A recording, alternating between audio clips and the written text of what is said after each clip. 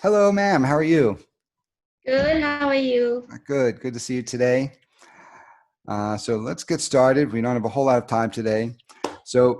Today we will talk about the simple present tense. Now, you are an advanced student, so this may seem like an easy lesson for you, but I don't want you to think about it this way or that way. Uh, a lot of my more advanced students make mistakes with a simple present tense sometimes. So it can be confusing, especially in some of the more advanced uses. So let's get started and let's see how this works. So again, to begin, so the simple present is constructed like this. The base verb plus S or ES if the subject is he, she, or it, and the base verb only if the subject is I, you, we, or they. Can you read these example sentences here, please? You speak English. Jane plays the piano.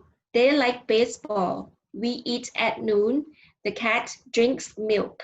Yeah, so the cat is it, so we say drinks. Uh, Jane is she, so we say plays. One thing that students from Thailand often make mistakes with is this final S. So a lot of times specifically students from Thailand that I teach, they'll sometimes sort of drop that final S. They don't pay close attention to these final sounds in English, which are important. So if, as a native speaker, if you say, Jane played the piano, I hear it. It sounds very small, but my ear catches it. So that's one area one area in the simple present tense that is a cause for mistakes sometimes, that final Do I sound. say correct? Do I say correctly though? Yes, yours were clear.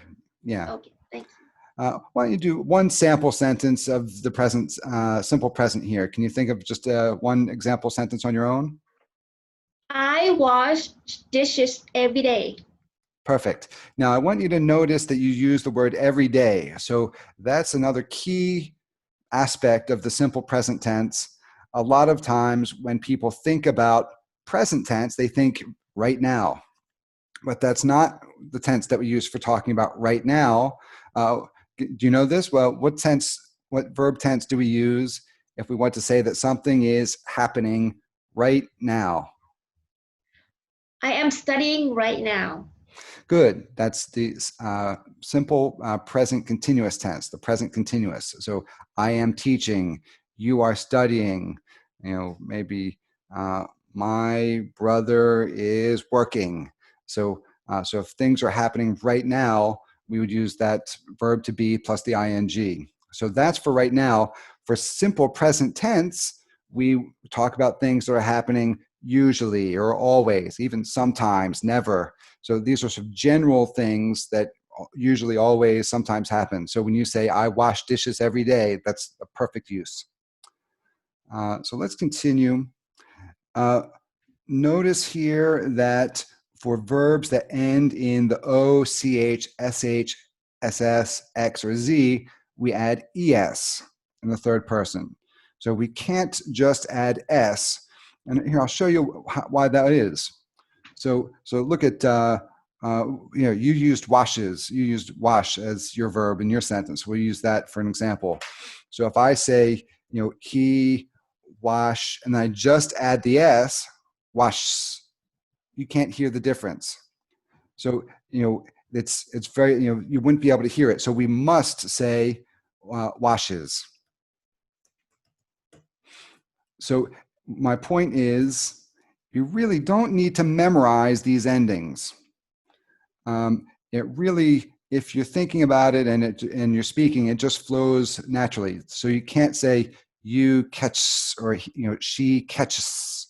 You can't say it. You have to say she catches. So kiss. There's be another example. So here, if we have KISS, if I just add another S, now you have three S's. So A, that looks silly, and B, you still can't hear the difference. So it must be kisses. In order for people to hear that difference. Next, for the verbs that end in a consonant plus Y, we remove the add and add IES. This isn't important for speaking and conversational English. You can't hear the difference there, but in your writing, this is important to notice. Is this one used for he, she, it? Yes. She marries, he marries, right? Correct. Yeah, that's And right. then IUVD is like no es, just like I marry with Yeah, y. correct. That's right. So, every day when I go to work, I carry my computer. Every day when she goes to work, she carries her briefcase. So something like that. And then for if it ends in a vowel in the Y, we just add S. So, we don't add an I here for plays. We just leave the Y as is. Again, this is the spelling rule more than a speaking rule. Now, here's where a lot of mistakes are made. Oh, wait, I have a question. Sure. Sorry. Mm-hmm. Can you move down a little bit? Scroll down. Scroll up or scroll down?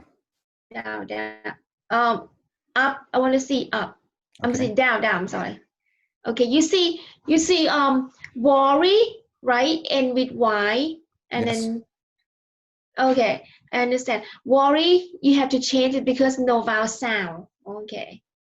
Well, that's right. So it's a consonant and then the Y. So that's why we changed it to the IES. But for play, Okay. we have A and then the Y. So that's a vowel. In front. Yeah. Yep. And then real quick, so I just noticed this here as we're looking at it. So here we have, this is a common mistake in terms of pronunciation. So here, you read it. What is this word? What is this word? How do you say it? Say. Okay. And then what's the pronunciation of this word? Says. No. So that's the tricky part. So you look at it and you say says, but really a native speaker would say this word says.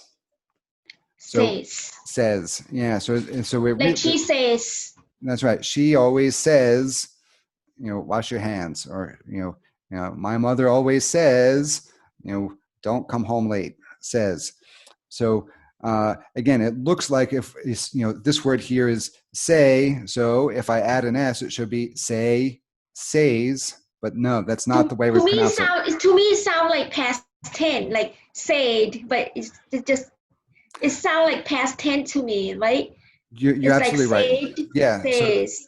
Right. So this one, you're right. So this is another example. So we have say, and then this word here is pronounced like says, and this word here is pronounced like said.